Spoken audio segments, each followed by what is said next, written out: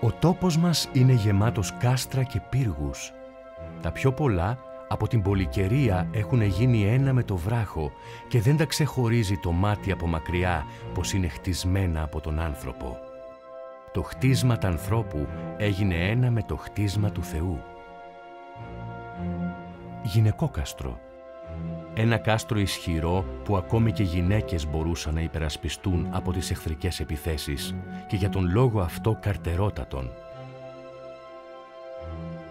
Έτσι εξηγεί ο Ιωάννης Καντακουζινός το γοητευτικό όνομα του φρουρίου. Ποιοι έχτισαν αυτό το απόρθητο κάστρο και πότε? Ποιους ήθελαν να κρατήσουν μακριά του? Τι ρόλο έπαιξε στην ιστορία της περιοχής αλλά και της συμβασιλεύουσας Θεσσαλονίκης?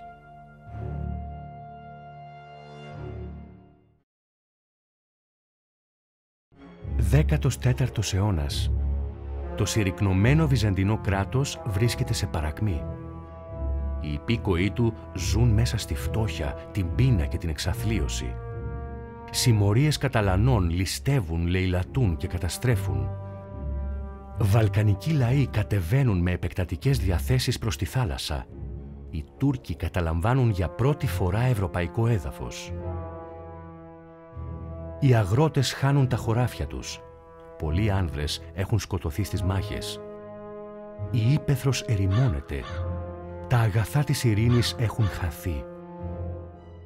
Οι άνθρωποι ζουν μέρες και νύχτες φόβου και ανασφάλειας. Και οι αυτοκράτορες τι κάνουν για να βοηθήσουν τον λαό? Τον σέρνουν σε αλλεπάλληλους εμφύλιους πολέμους, διεκδικώντας ο καθένας τον θρόνο για τον εαυτό του. Τον θρόνο σε ένα κράτος θρημαγμένο. 7 χρόνια εμφύλιου σπαραγμού ταλανίζουν τους υπηκόους του Βυζαντινού κράτους όταν ο Ανδρώνικος ο Τρίτος ο Παλαιολόγος διεκδικεί τον θρόνο από τον παππού του, τον Ανδρώνικο τον Δεύτερο, ενώ Σλάβοι, Βούλγαροι και Τούρκοι βρίσκουν ευκαιρία και πραγματοποιούν επιδρομές. Ο κίνδυνος να επικρατήσουν ως κατακτητές είναι περισσότερο από ποτέ ορατός. Τότε ο Ανδρώνικος, αφού αναλαμβάνει τον πολυπόθητο θρόνο το 1328, αποφασίζει να προστατεύσει τη συμβασιλεύουσα Θεσσαλονίκη.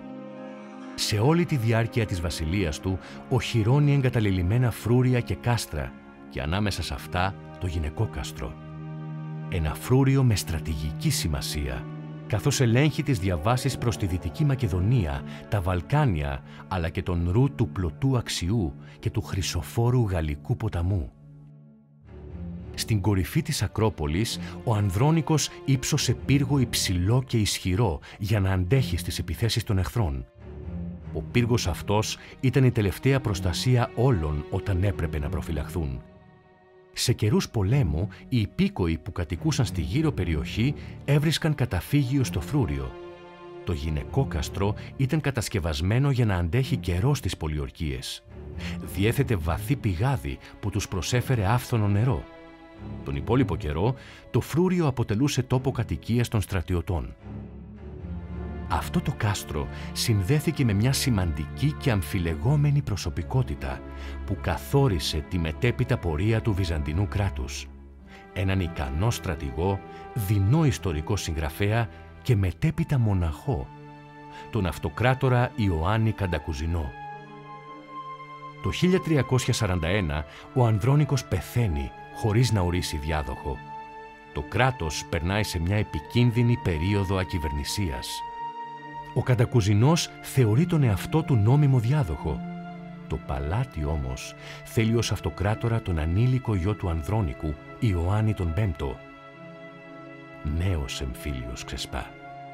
Ο Καντακουζινός οχυρώνεται στο γυναικόκαστρο και παράλληλα το χρησιμοποιεί ως ορμητήριο για να ανακτήσει την εξουσία.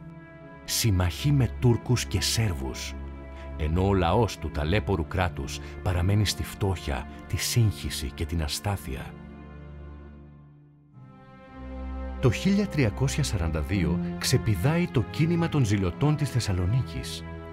Οι ζηλωτές εμφορούνται από δημοκρατικές ιδέες και ως υποστηρικτές της αντιβασιλείας αναγκάζουν την αριστοκρατία της Θεσσαλονίκης και τον διοικητή της πόλης, Θεόδωρο Συναδεινό, να βρει καταφύγιο για έναν ολόκληρο χρόνο στο γυναικόκαστρο. Ο λαός της Υπαίθρου και των πόλεων συνεχίζει να υποφέρει από νέους εμφύλιους πολέμους. Απέναντι στον Καντακουζινό θα βρεθεί ο μέγας ναύαρχος Αλέξιος Απόκαυκος. Έχοντας καταφέρει να συγκεντρώσει πλούτη χάρη στη στήριξη που χρόνια έδειχνε στον Καντακουζινό, τελικά συνομωτεί εναντίον του και παίρνει το γυναικόκαστρο στην εξουσία του. Οι προσωπικές φιλοδοξίες και οι αδιάκοπες έρηδες μεταξύ των νηστήρων της εξουσίας δεν σταματούν να ορίζουν τις τύχες των απλών ανθρώπων. Αυτή τη φορά το γυναικόκαστρο θα περάσει στα χέρια του Σέρβου κράλη Στέφανου Δουσάν, ο οποίος καταφέρνει να κυριεύσει ολόκληρη τη Μακεδονία, εκτός από τη Θεσσαλονίκη. Μετά την άνοδο του Καντακουζινού στο θρόνο της Κωνσταντινούπολης, ο Στέφανος Δουσάν το επιστρέφει μαζί με άλλα κάστρα στους Βυζαντινούς. Για να έρθει ο Τούρκος κατακτητής, τον οποίο ίσως ο λαός, κουρασμένος και εξασθενημένος, να τον αποδέχθηκε μυρολατρικά. Έτσι στο εξής, το γυναικόκαστρο αποκτά την τουρκική του ονομασία Αβρέτ Χισάρ. Αφού έχουν επικρατήσει οι Οθωμανοί σε όλα τα Βαλκάνια, μια μεγάλη περίοδος ειρήνης ακολουθεί. Το γυναικόκαστρο εγκαταλείπεται, καθώς δεν υπάρχουν πλέον φανερές απειλές. Δημιουργείται μια μικρή μουσουλμανική κοινότητα στους πρόποδες του λόφου.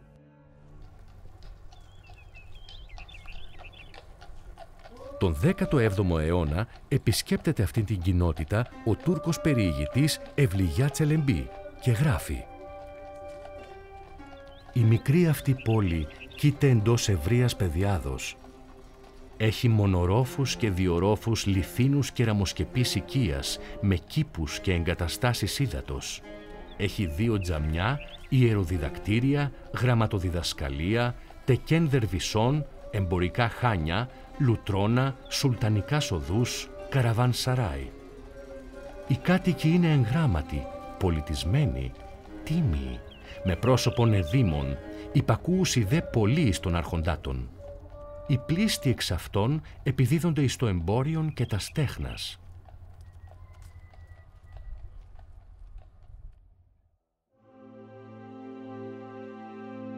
Κάπως έτσι, το νήμα της ζωής που ξεκίνησε σε αυτόν τον λόφο από τα προϊστορικά ακόμη χρόνια, συνεχίζει να ξετυλίγεται αδιάκοπα, φτάνοντας μέχρι τις μέρες μας. Και το φρούριο σήμερα, με την ερειπωμένη έγλη του, παραμένει σύμβολο μνήμης, τυλιγμένο με ιστορίες και θρύλους. Και αν σηκώσουμε το βλέμμα προς το κάστρο και αν αφήσουμε ελεύθερη τη φαντασία, μπορεί ίσως κάποιον μύθο να ακούσουμε. Όπως εκείνον της θρυλικής Μαρουλίας, που υπερασπίστηκε γενναία και άφοβα το φρούριο ενάντια στον Τούρκο κατακτητή, μόνοι μαζί με τα γυναικόπαιδα που είχαν παραμείνει ως τελευταίοι μαχητές, όταν όλοι οι άνδρες είχαν χαθεί στις μάχες. Ίσως οι μεταγενέστεροι κάτοικοι της περιοχής να εμπνεύστηκαν αυτόν τον μύθο για να το συνδέσουν με μια γυναίκα που όρθωσε το ανάστημά της στον εχθρό και στάθηκε ολόρθη με τόλμη στις επάλξεις του ψηλού του πύργου. Χάρη στην όμορφη Μαρουλία πάντως, έγινε και το γυναικόκαστρο ένα από τα κάστρα της Οριάς, της ωραίας δηλαδή γυναίκας ηρωίδας.